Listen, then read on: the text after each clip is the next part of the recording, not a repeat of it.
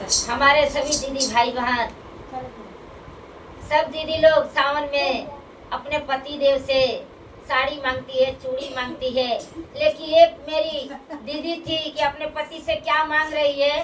और मांगी तो सही मांग रही है क्योंकि वो अपना खाने कमाने के रोजी रोजगार मांग रही है। तो कैसे अपने पति से मांग रही है हमें सुनाने जा रही हूँ आप लोग से।